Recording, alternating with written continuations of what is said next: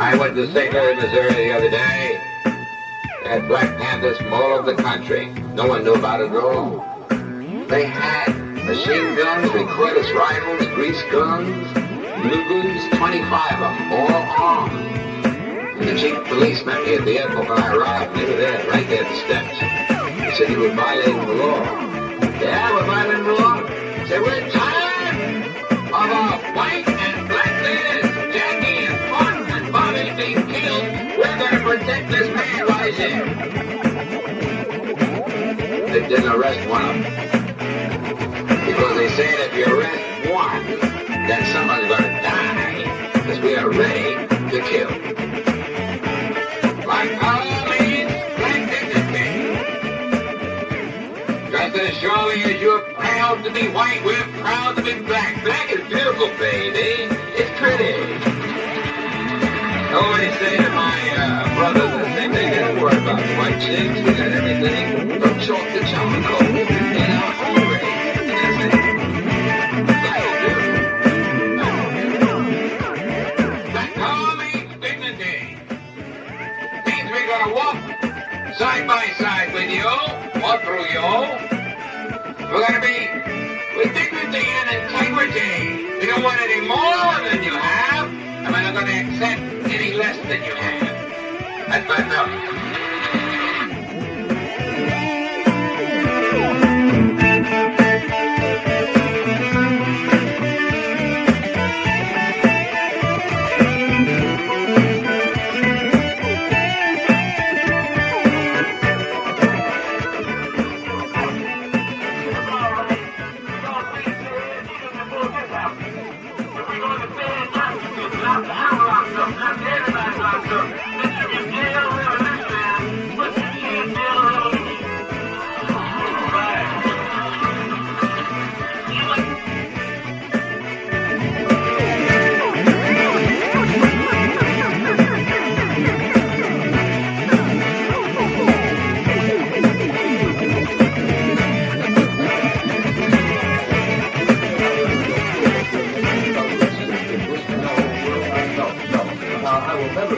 Progress is being made.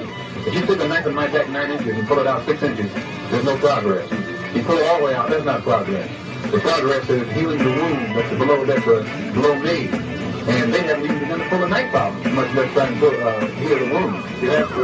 They won't even admit the knife is there.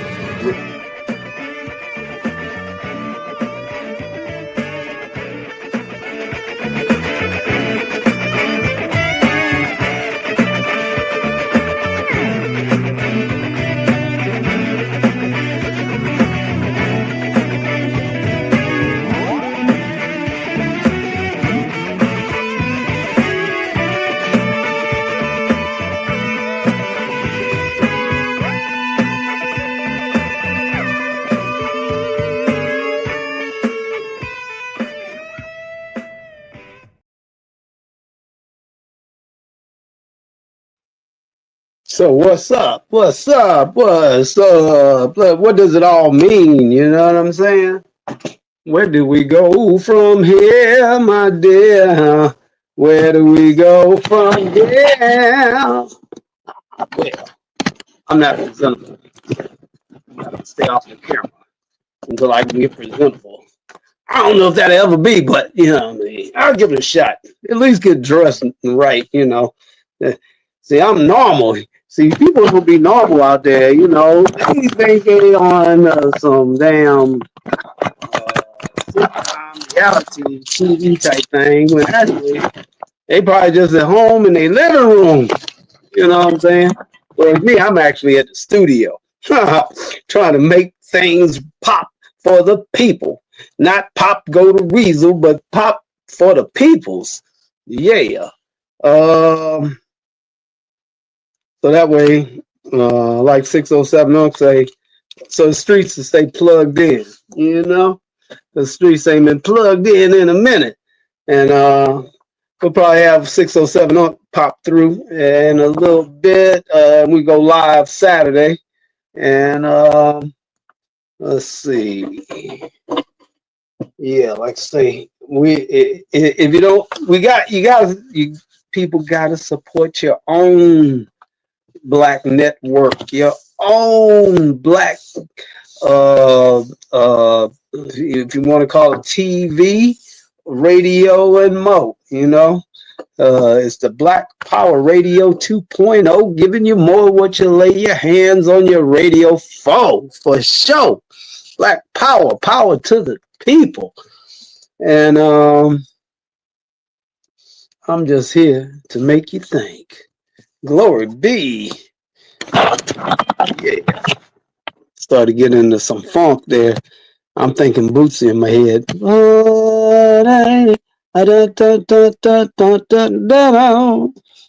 Dance. But before I do all that, I better play my own stuff.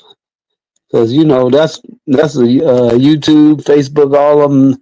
They just want you to play your own stuff. But I will at least show how strong my people can really go on some Black Panther, Black Power tip. With all the gun clubs and everybody, when we join together, boy, it's like this. Well, you ain't got to believe me. Believe your lying eyes. Wait a minute, I know I can do better than that, but not right now. Right now, we're going to do this. And we're just going to go through it. All right?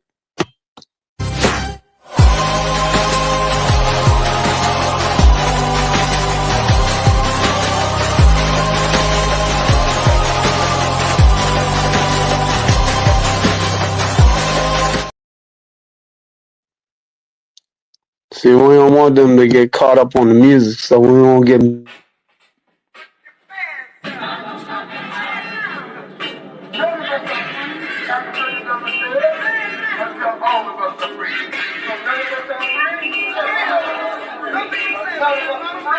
Yours truly right now is with the flag.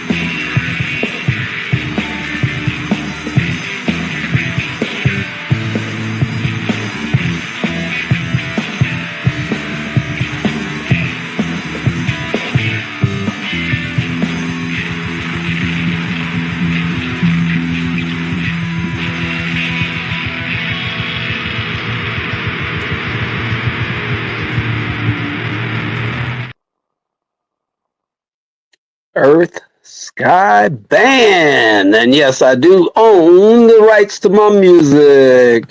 A lot of people don't own the catalogs. Well, we do. And my, oh my, what a catalog we got.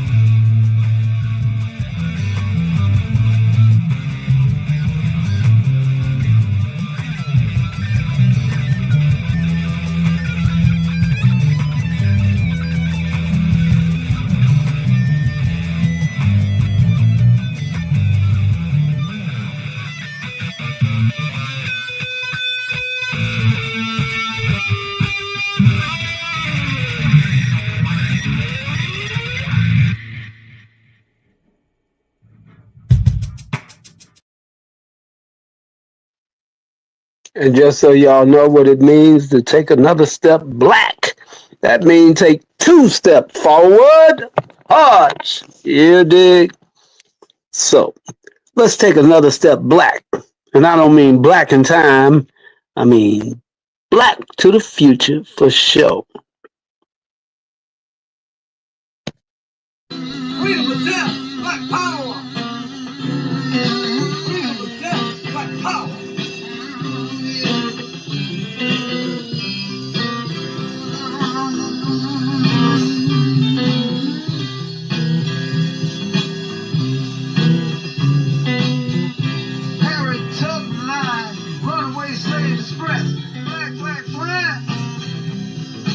Nation in distress, and my people take another step black, take another step black.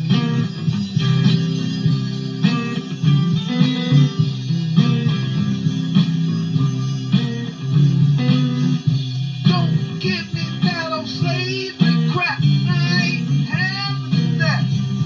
No thank you, Mr. Charlie. Eat that political pie and take another step black. Yeah, I don't think you hear me. Harry Tubman line, runaway slave express, black flag flying, say a nation in distress. Take another step black. Ow. We came here to talk to you. Tell y'all people just what to do. We got to pull together. Rain, snow, storm, and dust. Hurricanes all get mad. If you want to still be around. What do you want? We came here to talk to you. Tell y'all people just what to do.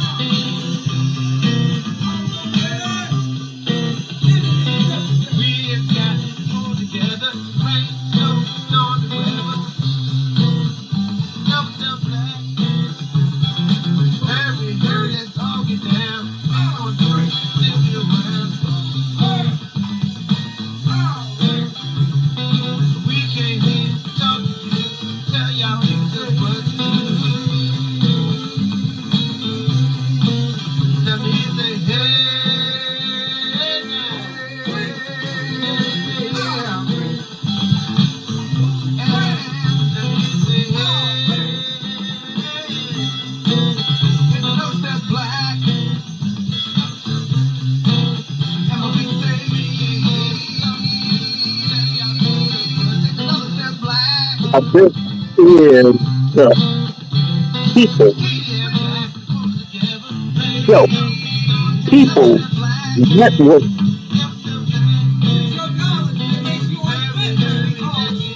for us, by us. So hit the Cash App. Make sure we keep Black powerful and hit the production cost. We got some travel costs getting ready to incur, but it's going to be well worth it. We are bringing a revolution to the people all over the United States. So now,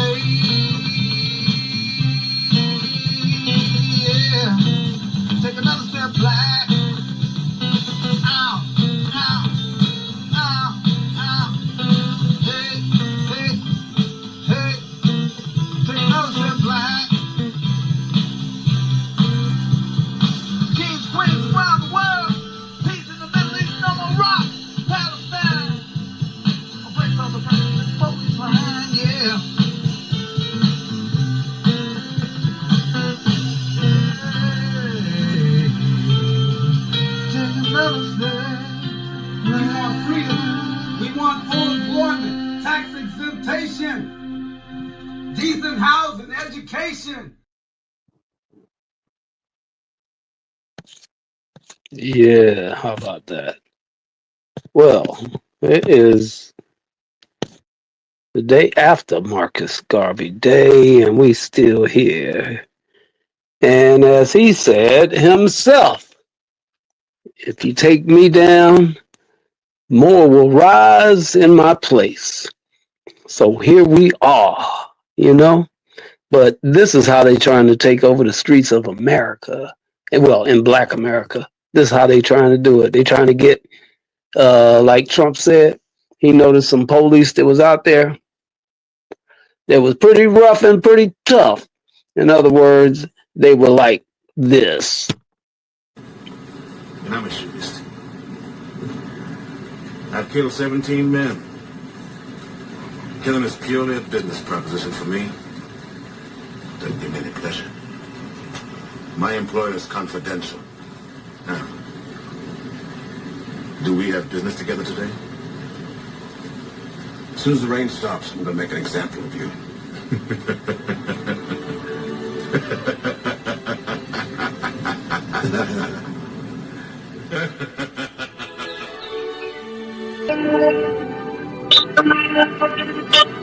I'm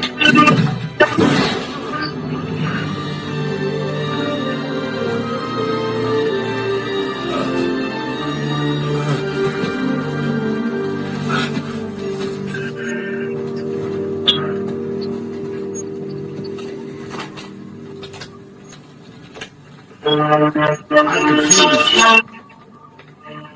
All I hear from you, you spineless cowards, is how poor you are. And you can't afford my taxes, my protection. And yet somehow, you've all managed to find the money to hire a professional gunfighter to kill me.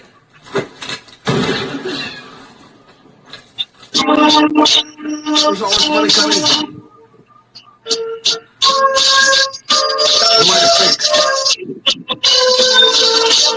You got so much to swear, I'm just gonna have to take some more off you. Because you clearly didn't get the message. This is my town.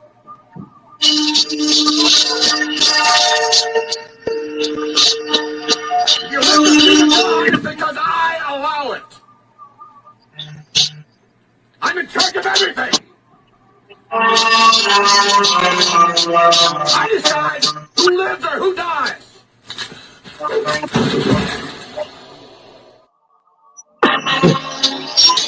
young slave boy stood one day before the greatest ruler of his day.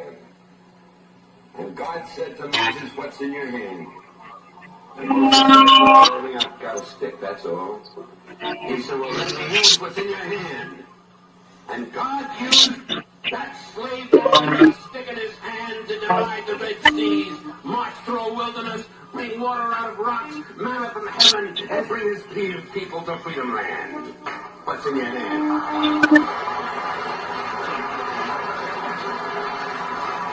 What's in your hand?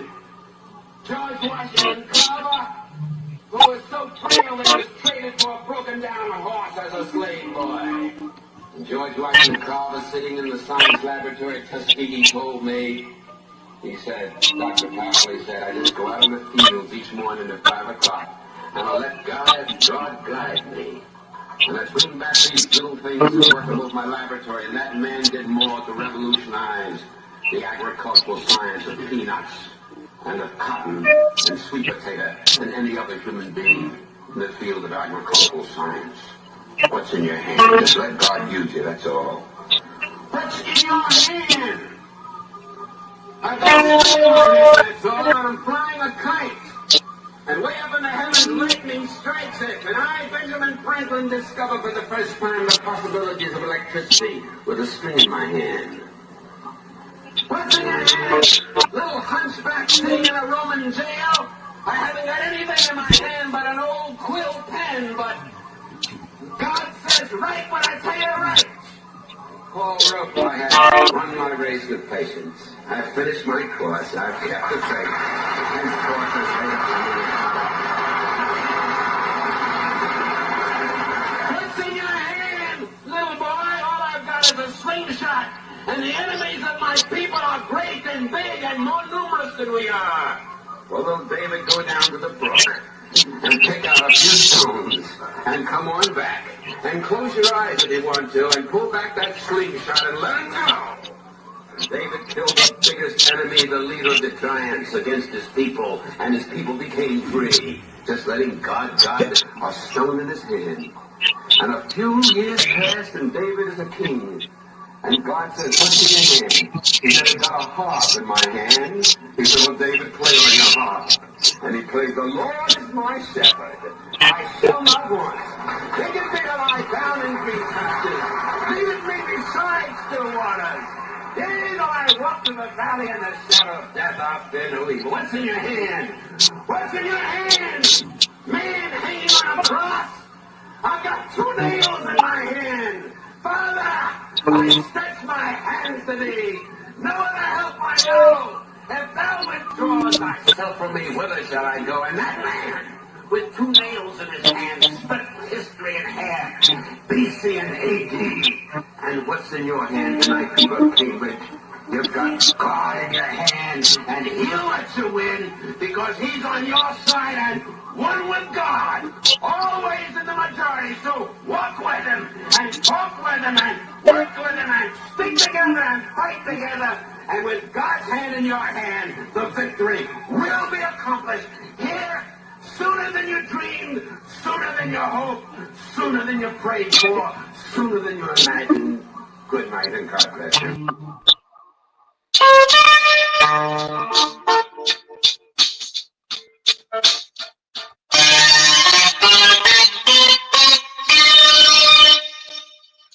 Encore.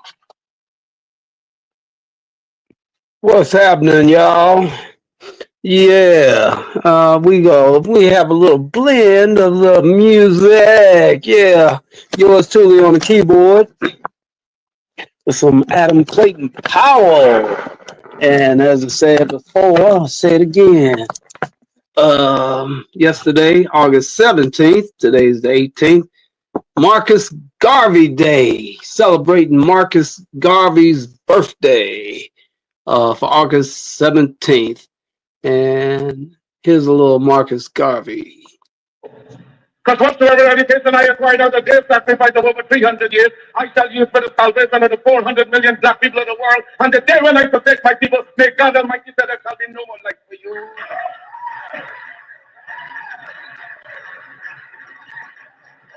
I unequivocally rejected the racist assumption of much white American Christianity, namely that God had created the black man inferior and that he had intended Negroes to be a servant class, fuels of wood and cars of water. Well, I predicated my due upon on the doctrine of Imago Dei. All men, regardless of color, are created in the image of God. Now, from this premise, quality of all men, and the brotherhood of all men, the biblical injunction of Acts 17:26 reminds us that he created of one blood all nations of men that dwell on the face of the earth. I was most interested in brotherhood within his own race, because if Negroes are created in God's image, and Negroes are black, then God must in some sense be black.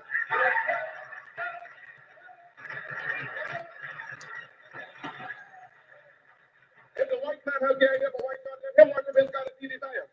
We have found a new ideal, because while our God has no color, and yet it is human to see everything through one's own spectacles, and since the white people have seen their God through their white spectacles, we have only now started to see our God through our own spectacles. But we believe in the God of Ethiopia, the everlasting God, God of Father, God of Son, God of Holy Ghost, the one God of all ages. That is the God in whom we believe, but we shall worship him through the spectacles of Ethiopia. For 250 years, we have struggled under the burden and rigors of slavery. We were. You hate it when that happens. Well, we gotta endure sometimes. We were maimed, we were brutalized, we were ravaged in every way. We are men. We have hope, we have passion, we have feelings, we have desires just like any other race. Hit the Cash App. Canada for the Canadians, of America for the Americans, of England for the Hit the Cash App, y'all, so that won't happen. So I can download these speeches without the assistance of any other entities. France for the French, of Germany for the Germans. Do you take it on Hinton, able to feed the black to the world to raise the cry of Africa for the Africans?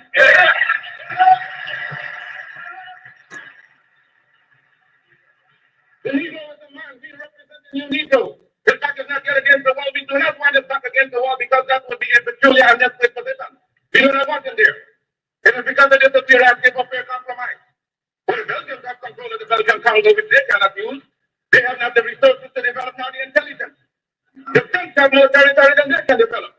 They're certain about the Africa that they cannot develop. The United States of Africa.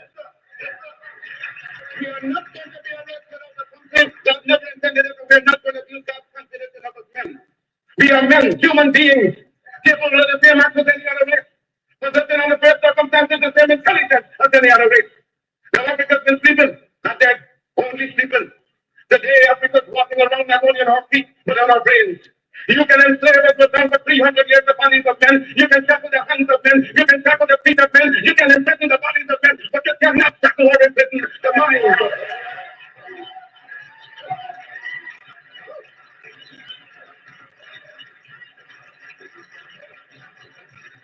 Lie down, black men, and take. Reach up, black men and women, and put all nature's knowledge to you. Turn here around and make a conquest of everything, north and south, east and west. And then when you have wrought well, you will have merited God's blessing, you will have become God's chosen people, and naturally you will become leaders of the world. And as you bow down to the white man today, so a lot of races bow down to you and call you a racial master because of the superiority of your mind and your achievement. Because no race has the last word on culture and civilization. They do not know what we are capable of. They do not know what we are thinking. They're thinking in terms of dreadnoughts, battleships, aeroplanes, submarines. You know what we're thinking about? That is our own private business.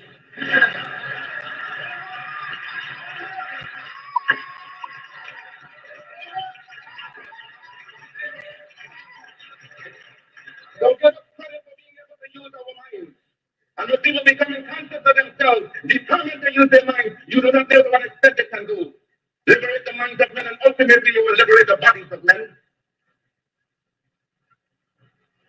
You love the white race, not for social fellowship, But for the common brotherhood of God intended we should live.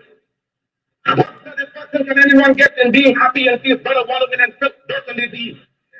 How can you be happy living in luxury and your brother's living in disease? And then when you try to help the one out of the disease, you suffer from the talk about disloyalty. Black men of Carthage, black men of Ethiopia, Timbuktu, Alexandria gave the light of civilization to this world. Ethiopia shall stretch forth her hands unto God, and princes shall come out of Egypt. The classes, nations, races have been quite for over 4 centuries, who was merely born of youth in self-humiliation, whose forbearance can only be compared to the prophet Job, as likewise lifted his bowed head and raised it up to God's title, I am a man, and the man of man stands on a man's weakness in this world. But I shall teach the black man, I shall teach the black man to see beauty in his own kind and stop bleeding his skin and otherwise looking like what he's not.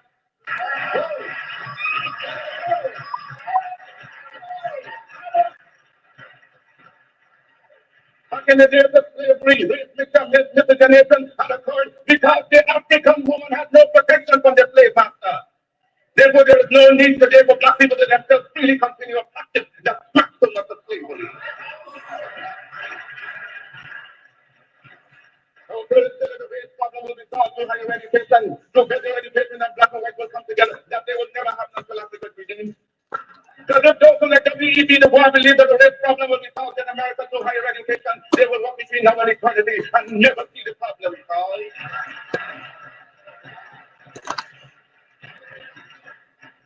God made man Lord of his creation, gave him possession and ownership of the world.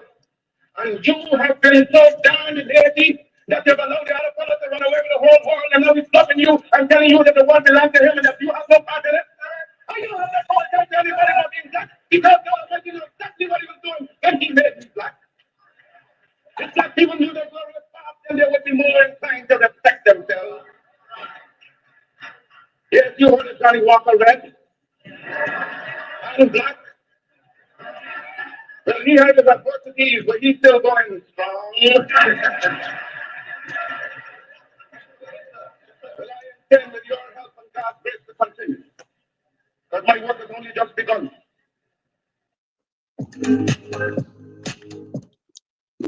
Just like his, my work is just beginning on the Black Revolutionary Hotline.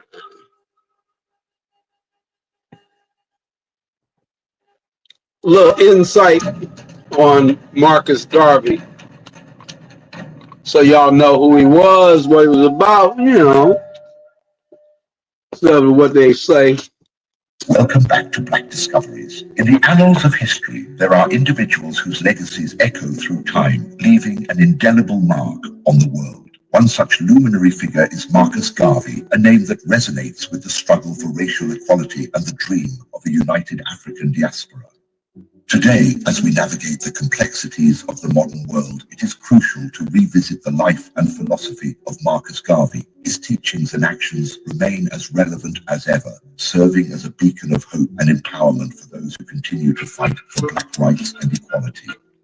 In this video, we will embark on a journey to explore the life, philosophy, and profound impact of Marcus Garvey. I don't like their music. I'm going to try to put mine in.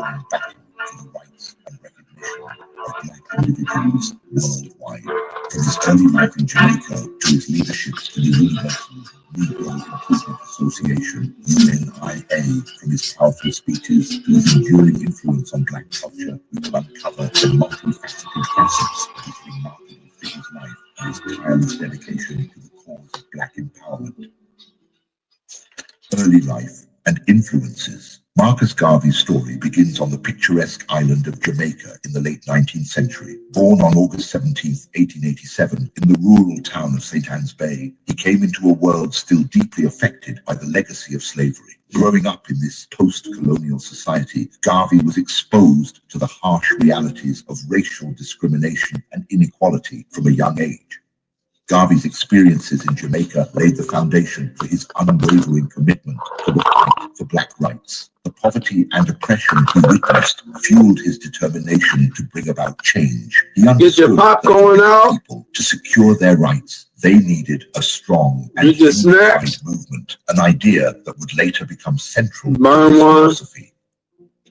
The birth. of Pan-Africanism. Get a As hot Garvey cup of tea matured and began to explore or the a world hot cup beyond of coffee. Jamaica, he became increasingly aware of the global dimensions of racial injustice. In the early 20th century, Pan-Africanism, the belief in the unity of people of African descent worldwide, was gaining momentum. Garvey's role in promoting Pan-Africanism cannot be overstated. He believed that people of African descent had shared history, culture, and destiny, and that unity was the key to their empowerment. His famous statement, "God knew what he was doing when he made me black," encapsulated this belief, emphasizing the inherent worth and strength of being black. The Universal Negro Improvement Association, UNIA. In 1914, Marcus Garvey founded the Universal Negro Improvement Association, UNIA, in Jamaica, a pivotal moment in his journey. The UNIA aimed to unite black people globally and uplift them socially, economically, and politically. Garvey's vision was to create a strong, self-reliant black community that would challenge the prevailing racism and discrimination of the time. The UNIA's core principles were black unity and empowerment. It was the largest black organization of its kind, with chapters not only in the United States, but also in countries throughout the African diaspora. Garvey's charismatic leadership and compelling message drew thousands of members. Advocating for black rights. Garvey's views on the importance of black people fighting for their rights were unambiguous. He understood that equality would not be given, but had to be claimed through struggle. In the United States, he spoke out against the deeply entrenched Jim Crow laws and racial discrimination that oppressed black Americans. Garvey's leadership of the UNIA played a pivotal role in the civil rights movement. He was a forerunner, laying the groundwork for later civil rights activists who would pick up the torch. His commitment to black empowerment through political and economic means set a powerful example. Marcus Garvey's admiration for the Ku Klux Klan. Garvey made positive statements about the KKK on occasions. Garvey's admiration for the KKK was likely motivated by his belief that white supremacist groups were more honest about their hostility towards black people than other white groups who professed tolerance, but were, in his view, hypocritical. He saw the KKK's open hatred as a more genuine reflection of white attitudes than the professed tolerance of other white groups. Garvey's overall message was one of black empowerment and self-reliance. He believed that black people should not rely on white society for their liberation, but should instead work together to create their own independent societies. Garvey's complex relationship with the KKK highlights the challenges that black activists have faced in their pursuit of equality. While Garvey was willing to acknowledge the reality of white supremacy, he never wavered in his belief that black people could overcome oppression and achieve self-determination. Garvey's admiration for the KKK should not be seen as an endorsement of their violence and hatred. Rather, it should be understood as a reflection of his frustration with the hypocrisy of white society and his determination to find allies, even unlikely ones, in the struggle for black liberation. The Black Star Line. Garvey's ambitions extended far beyond the realm of civil rights. He envisioned economic self-sufficiency as a means to empower black people. In pursuit of this goal, he founded the Black Star Line, a shipping company aimed at facilitating trade between black communities around the world. The Black Star Line, 1919-1922, was a shipping line incorporated by Marcus Garvey, the organizer of the Universal Negro Improvement Association, UNIA, and other members of the UNIA. The shipping line was created to facilitate the transportation of goods and eventually African Americans throughout the African global economy. It derived its name from the White Star Line, a line whose success Garvey felt he could duplicate. The Black Star Line became a key part of Garvey's contribution to the Back to Africa movement, but was mostly unsuccessful, partially due to infiltration by federal agents. The Black Star Line and its successor, the Black Cross Navigation and Trading Company, operated between 1919 and 1922. It stands today as a major symbol for Garvey followers and Pan-Africanists. The Black Star Line was incorporated as a Delaware corporation on June 27, 1919. It had a maximum capitalization of $500,000, and shares were sold at UNIA conventions at $5 each.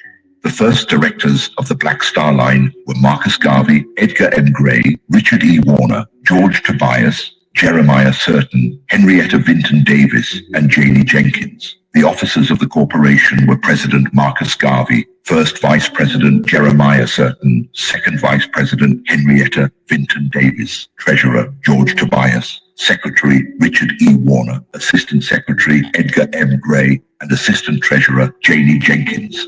6 months after incorporation, the board of directors voted to increase the Black Star Line market capitalization to $10 million, equivalent to $175 million in 2023. The Black Star Line surprised critics when only 3 months after being incorporated, the first of 4 ships, the SS Yarmouth, was purchased with the intention of it being rechristened the SS Frederick Douglass. The Yarmouth was in poor condition when purchased by the Black Star Line. Once reconditioned, the Yarmouth proceeded to sail for 3 years between the U.S. and the West Indies as the first Black Star Line ship with an all-black crew and a black captain. However, the Yarmouth, like other ships purchased by the Black Star Line, was in poor condition and faced challenges. The Black Star Line faced significant challenges, including the sinking of one of its ships, the SS Shadyside, which sailed the cruise to nowhere on the Hudson River one summer and sank the next fall due to a leak. Another ship, the steam yacht Kanawha, which was renamed the SS Antonio Maceo by the Black Star Line, experienced a boiler explosion, resulting in a fatality. Besides oversold and poorly conditioned ships, the Black Star Line was beset by mismanagement and infiltration by agents of J. Edgar Hoover's Bureau of Investigation, including the first black agent hired by the Bureau, James Wormley Jones, who became an intimate of Garvey, and other agents who sabotaged it by damaging the engines and other means.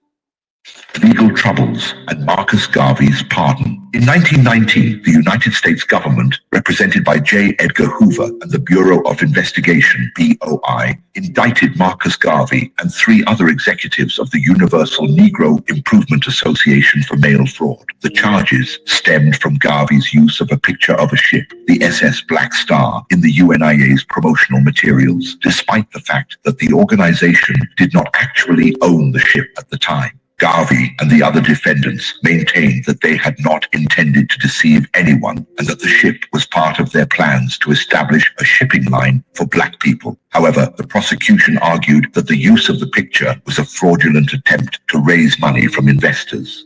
In 1923, Garvey was convicted of mail fraud and sentenced to 5 years in prison. He served 3 years of his sentence before President Calvin Coolidge commuted his sentence in 1927. Garvey was then deported back to Jamaica. The conviction of Marcus Garvey for mail fraud remains a controversial topic. Some historians argue that he was wrongfully prosecuted by the government, which was motivated by its desire to suppress the Black Power movement. Others maintain that Garvey's actions were indeed fraudulent and that he was justly convicted.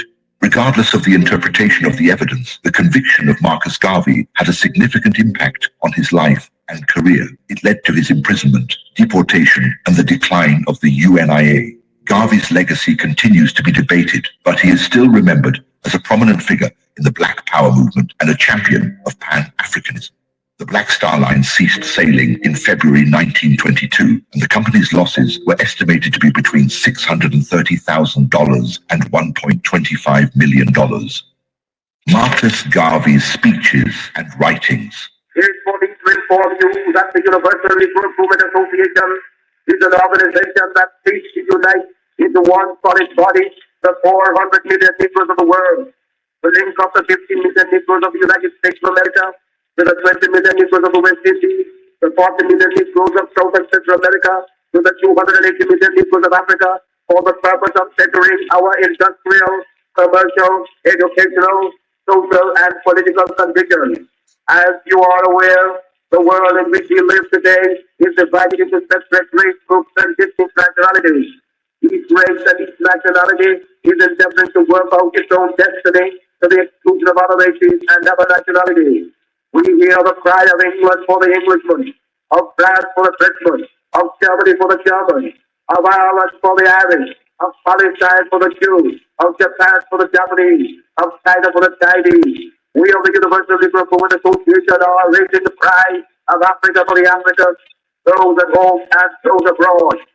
There are 400 million Africans in the world who have Negro blood coursing through their veins, and we believe that the time has come to unite these 400 million people for the one common purpose of settling their conditions. We want to unite the liberation in this country. We want everyone to work for one common object, but of building a nation of his own on the great continent of Africa. That all peoples all over the world are working for the establishment of a government in Africa means that it will be realized in another few years. We want the moral and financial support of every Negro to make the treaty a possibility. Already, this organization has established itself in Nigeria, West Africa, and is endeavoring to do all possible to develop that Negro country to become a great industrial and commercial commonwealth. Pioneers have been sent by this organization to Nigeria, and they are now laying the foundations upon which the 400 million Negroes of the world will build.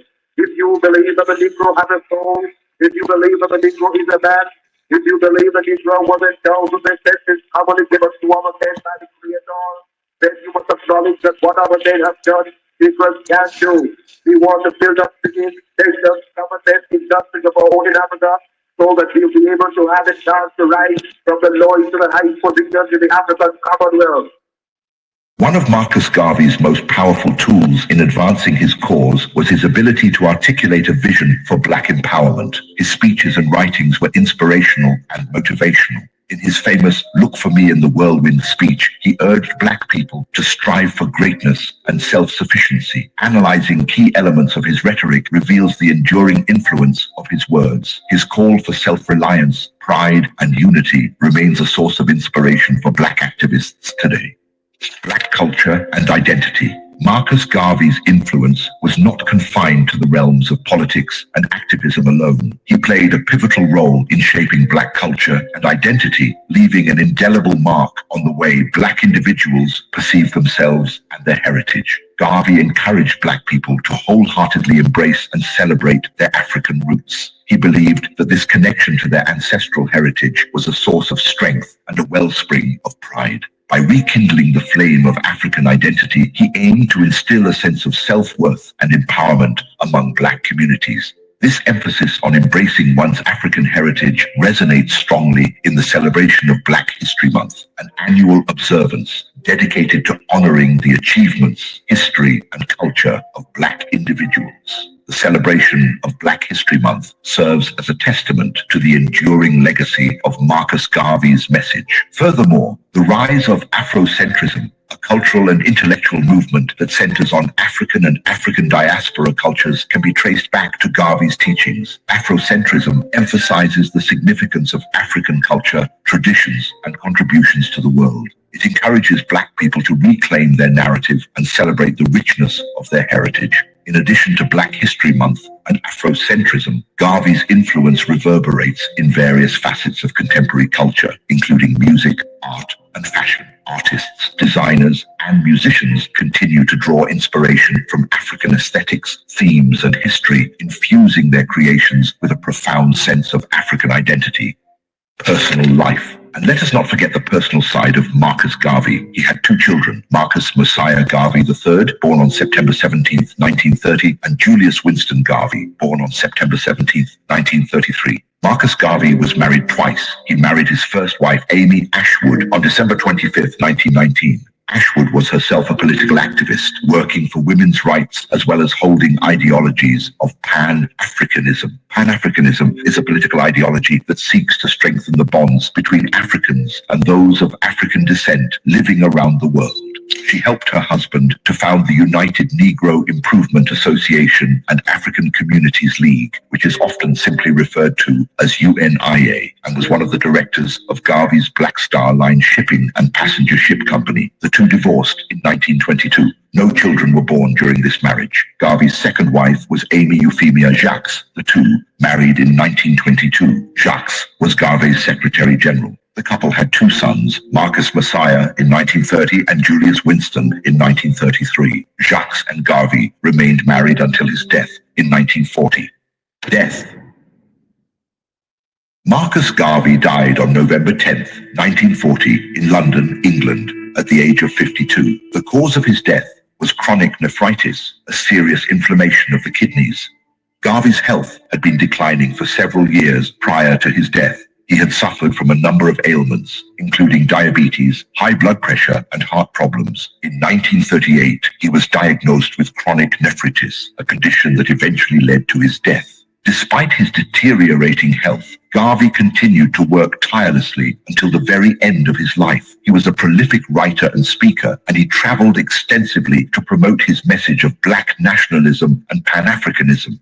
He also continued to lead the UNIA, the organization he had founded in 1914. Garvey's death was a major loss for the Black Power movement and for the African diaspora. He was a charismatic and visionary leader who inspired millions of people around the world.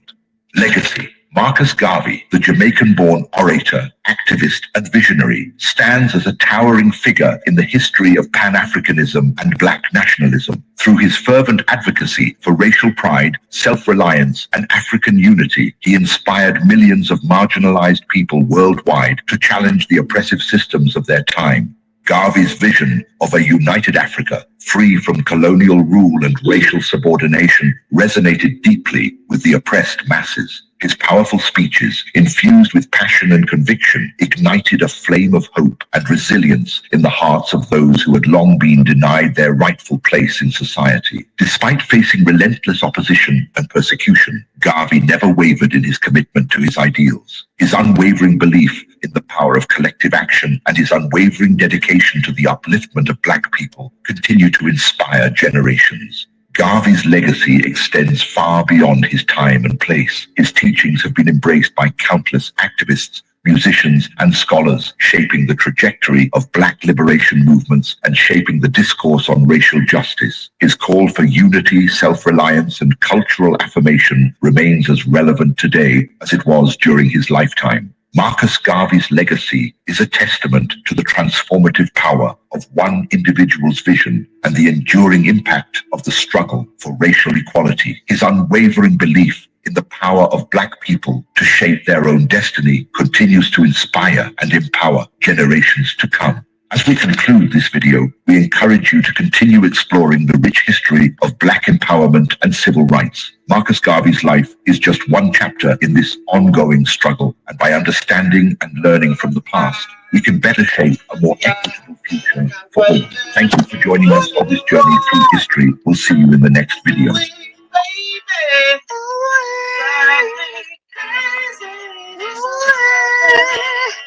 I just wonder why that you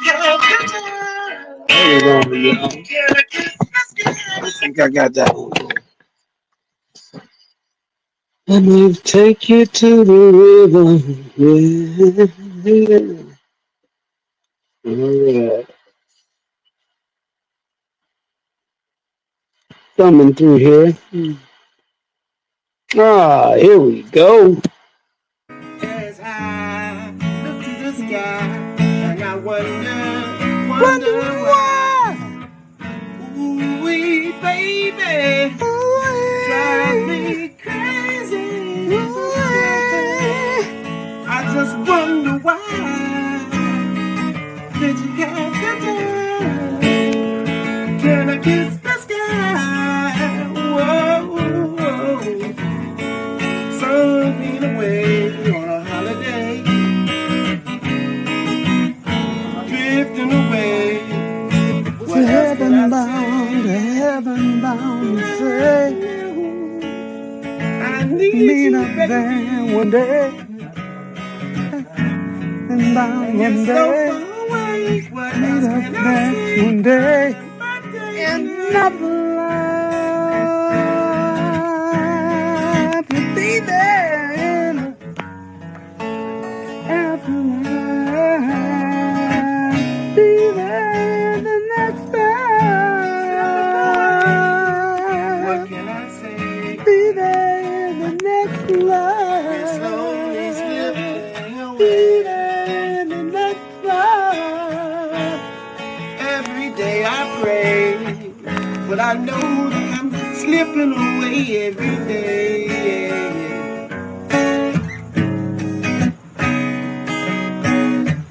What can I say? Have it your way, what can I say?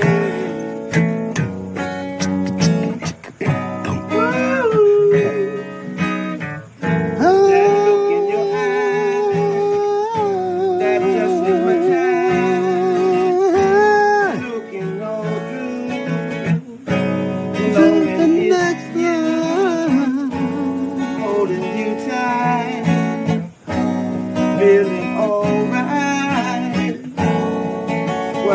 say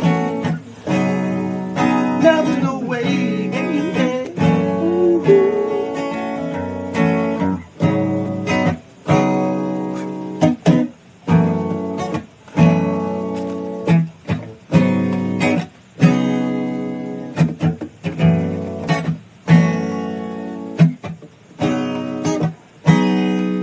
In the next line, in the next line, I'll see you next time. See you next time.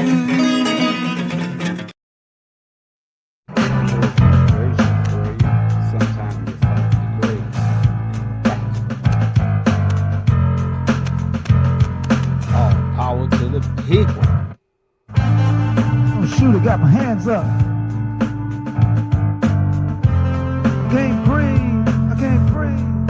Shoot, I got my hands up. I can't breathe, I can't breathe. Oh, shoot, I got my hands up. Like Ferguson, Missouri. You got a riot. Just had enough.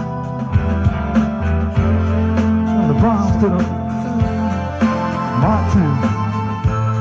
Got a TikTok rally. We ain't joking. We shall overcome. Got my hands up, don't shoot, shoot, shoot. Got my hands up, I can't breathe, I can't breathe. We shall overcome. Got to stand up for ourselves. Coming over the yellow lines all night.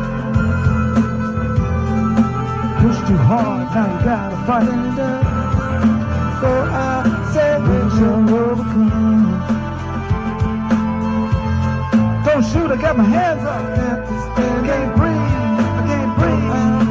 We shall overcome. Say only strong survive. Stand up for ourselves. Soon as we stand up, they be taking our lives, killing our sons and daughters. Stand up. When will we stop? For ourselves. Will we all be martyrs? Will we all be slaughtered? We got to stand up for ourselves. Just like Jimmy said, to make you look to the other side in the wrong direction. We got to stand up. And Mr. Silos are opening up for mass destruction. Meanwhile, homies on the mic, stand up for ourselves. Spitting that nonsense instead of the truth. Like you promised, we got to stand up for ourselves. Getting richer by the minute. We got to stand up. Why they ain't Ferguson? Because we ain't overcome.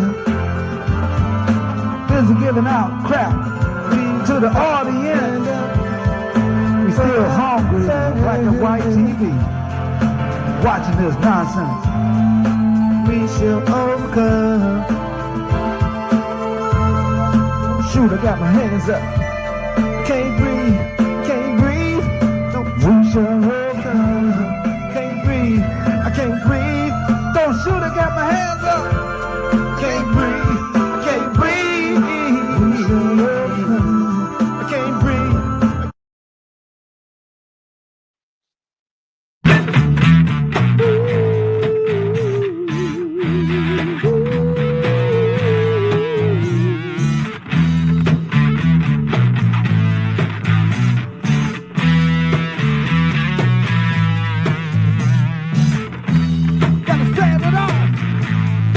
Feel the thunder, heaven on earth. Let's go up yonder. When we get to the promised land, we won't see no footprints and no sand. Giving first aid passes to all them ready to go. We don't want to miss this one-man show.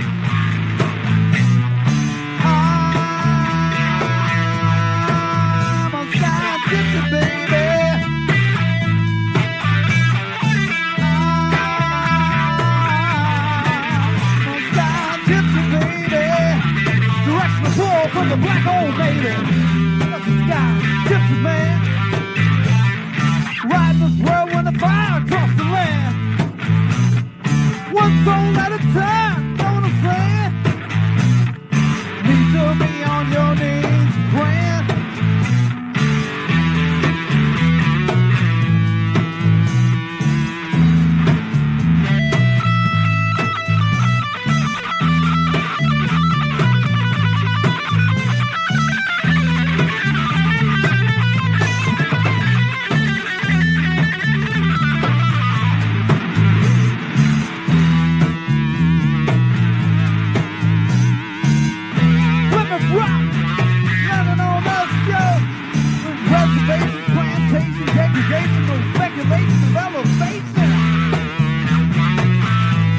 November 8th, we got the election. The sky gypsy love. Gonna take you for a ride. Everything's gonna be alright. We're gonna move to the other side. On the other side, love God. Don't get fried. Break through the pride. Lord knows I've tried. I'm a sky gypsy, baby. Black hole, baby. Sky gypsy man. Ride this world when the fire across the land. One soul at a time, know what I'm saying? Just be on your knees, praying. I ain't playing. Yeah.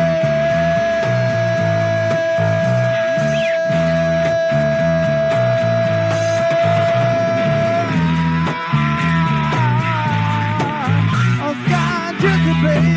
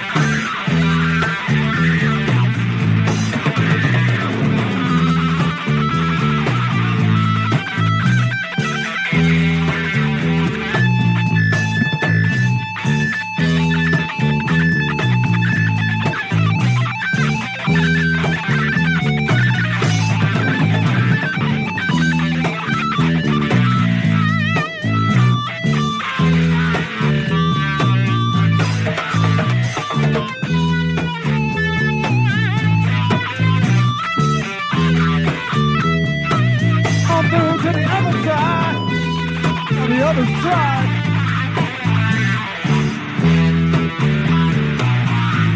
So hold them tight, keep you when you're sleeping in the night.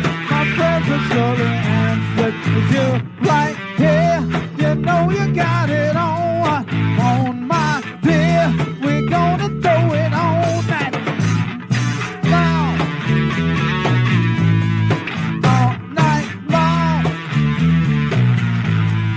Sing this song, woo, all night.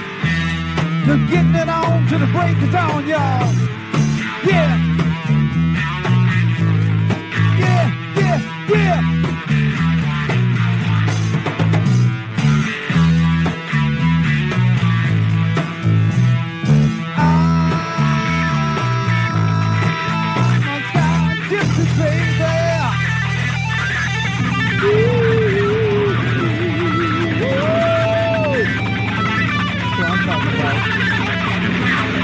rock and roll this joint. I'm telling you now. Earth Sky 1, we out.